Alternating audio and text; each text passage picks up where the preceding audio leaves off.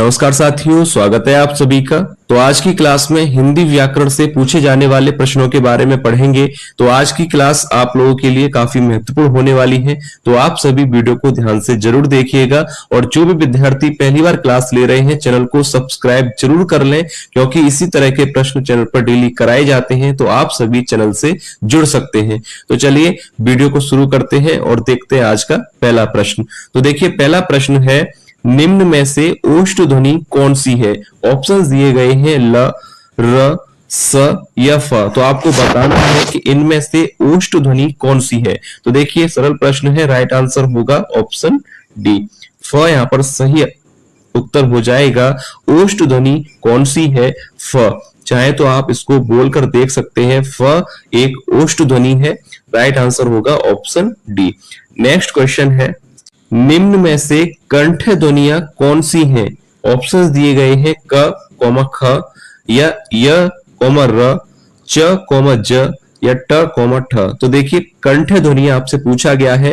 कंठ ध्वनियां आपको बताना है जो कंठ से उच्चारित होती हैं। ऐसी ध्वनियां जो कंठ से उच्चारित होती हैं वह कंठ ध्वनियां कहलाती हैं। तो राइट आंसर यहाँ पर क्या होगा? ऑप्शन देखिए पहला ही सही हो जाएगा।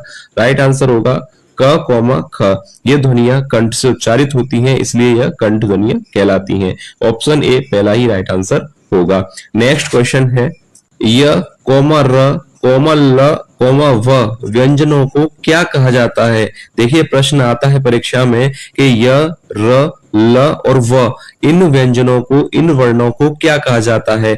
ऑप्शन दिए गए हैं स्पर्श व्यंजन या ऊष्म व्यंजन, अंतःस्थ व्यंजन या संयुक्त व्यंजन। तो देखिए, ध्यान से आंसर देख लीजिएगा। य, र, ल और व, इन वर्णों को, इन व्यंजनों को कहा जाता है अंतःस्थ व्यंजन। ऑप्शन सी राइट आंसर हो जाएगा। याद रखिएगा, इस तरह से भी प्रश्न बनता है कि अंतःस्थ व्यंजन कौन से होते हैं। तो याद रखिए कौन से होते हैं, य, र, ल और व। और इनकी संख्या अगर आपसे पूछा जाए तो संख्या कितनी है आपको बतानी है? 4। याद रखिएगा परीक्षा के लिए। नेक्स्ट क्वेश्चन है, हिंदी वर्णमाला में ऊष्मीय व्यंजन कहा जाता है। ऑप्शंस दिए गए हैं, तो आपको बताना है किन वर्णों को, किन व्यंजनों को ऊष्मीय व्यंजन कहा जाता है। तो देखिए, राइट आंसर यहाँ पर क्या होगा? ऑप्शन डी यहाँ पर बिल्कुल सही आंसर हो जाएगा। ये 4 वर्ण कहलाते हैं ऊष्मीय वर्ण या ऊष्मीय व्यंजन। याद रखिएगा, ये भी प्रश्न बनता है कि ऊष्मीय व्यंजन या ऊष्मीय वर्ण कौन से होते हैं। तो ये 4 वर्ण आपको याद रखने हैं, और संख्या अगर आपसे पूछा जाए तो 4 होती है, और ये 4 वर्ण आप अच्छी तरह से याद कर लीजिए, इन पे प्रश्न बन सकता है।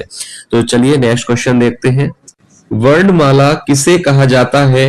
ऑप्शन ए शब्द समूह को, शब्द गणना को, वर्ण समूह को या व्यवस्थित वर्ण समूह को। तो देखिए, वर्णमाला किसे कहा जाता है? तो ऑप्शन डी बिल्कुल सही आंसर होगा। व्यवस्थित वर्ण समूह को वर्णमाला कहा जाता है। अच्छा प्रश्न है, परीक्षा के लिए पूछा जा सकता है। व्यवस्थित वर्ण समूह को वर्णमाला कहा जाता है।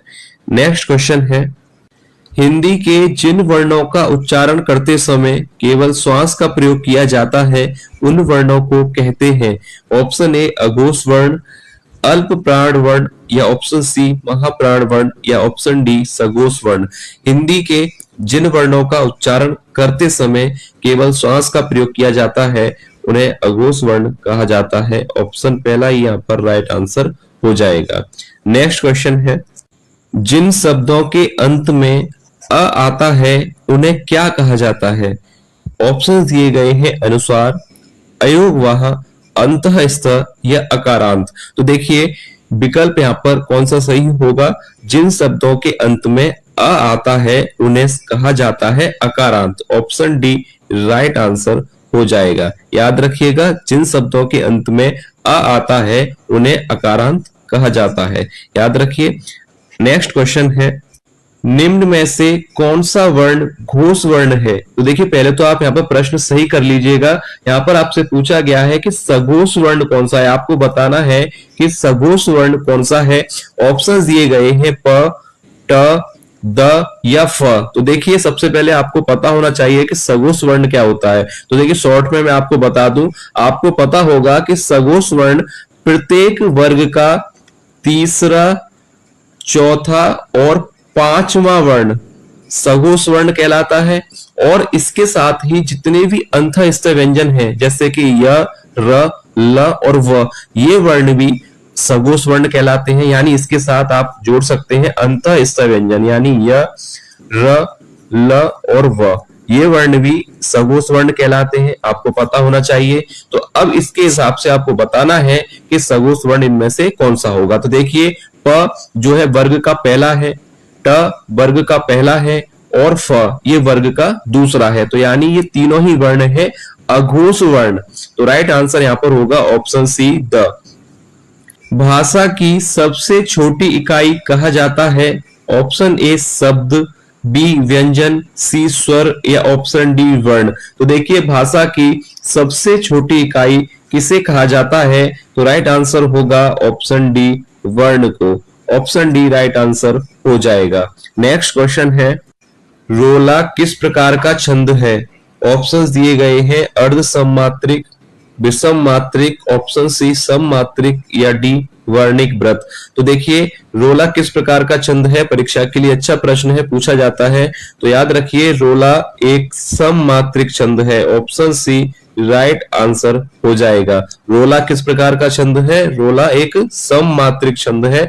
इंपोर्टेंट क्वेश्चन है, चाहे तो इस पे मैं लिख दूं, याद रखिएगा। इंपोर्टेंट क्वेश्चन है कि रोला एक सममात्रिक छंद है। नेक्स्ट क्वेश्चन है, किस समास में पहला पद विशेषण और दूसरा पद विशेष्य होता है? ऑप्शन दिए गए हैं द्वंद्व समास, द्विगु समास, बहुब्रीहि समास या कर्मधारय समास। तो राइट आंसर यहाँ पर क्या होगा? कौन सा समास है जिसका पहला पद विशेषण और दूसरा पद विशेष्य होता है? वह समास होता है कर्मधारय। तो ऑप्शन डी राइट आंसर हो जाएगा। कर्मधारय समास होता है जिसका पहला पद विशेषण और दूसरा पद विशेष्य हो, वह समास कहलाता है कर्मधारय समास। नेक्स्ट क्वेश्चन है, अब देखिए अगला प्रश्न है, निम्न में से अल्प प्राण वर्ण कौन सा है? ऑप्शंस दिए गए हैं। तो पहले इस प्रश्न को करने से पहले आपको पता होना चाहिए कि अल्प प्राण वर्ण कौन से होते हैं। इसको भी मैं आपको शॉर्ट में बता दूं। तो देखिए, याद रखिए, प्रत्येक वर्ण का, ध्यान से सुनिएगा, प्रत्येक वर्ण का पहला, तीसरा और पांचवा, याद रखिए, ये कोड समझ लीजिए, पहला, तीसरा, पांचवा वर्ण कहलाता है अल्प प्राण वर्ण। तो इसके अनुसार आपको विकल्प का चयन करना है। तो देखिए, च और छ नहीं होगा, फ और भ भी नहीं होगा, ट और थ भी नहीं होगा। तो राइट आंसर क्या होगा? 135 के अकॉर्डिंग देखा जाए तो ऑप्शन बी राइट आंसर होगा, क और ग। यानी प्रत्येक वर्ण का पहला यानी क, तीसरा यानी ग। समझ गए होंगे आप? पहला और तीसरा और पांचवा वर्ण अल्प प्राण वर्ण कहलाता है। इसके अनुसार राइट आंसर होगा ऑप्शन बी। नेक्स्ट क्वेश्चन है, सोरठा की प्रथम पंक्ति में कुल कितनी मात्राएं होती हैं? ऑप्शन दिए गए हैं 16, 11, 13 या 24। तो देखिए, सोरठा की प्रथम पंक्ति में कुल मात्राएं आपको बतानी है। तो राइट आंसर यहां पर होगा ऑप्शन डी, 24। यहां पर एक बात याद रखिएगा, आपसे पूछा है प्रथम पंक्ति में, प्रथम पंक्ति में कुल कितनी मात्राएं होती हैं? तो राइट आंसर होगा ऑप्शन डी, 24। नेक्स्ट क्वेश्चन है, जो किए गए उपकार को ना मानता हो के लिए एक शब्द क्या होगा? यह परीक्षा में पूछा गया था कि जो किए गए उपकार को ना माने उसके लिए एक शब्द क्या होता है? धोखेबाज, जालसाज, कृतज्ञ या कृतघ्न। तो राइट आंसर यहाँ पर क्या होगा? जो उपकार को ना माने वह होता है कृतघ्न। ऑप्शन डी राइट होगा। और जो उपकार को मानता है यानी उपकार को मानने वाला कहलाता है कृतज्ञ।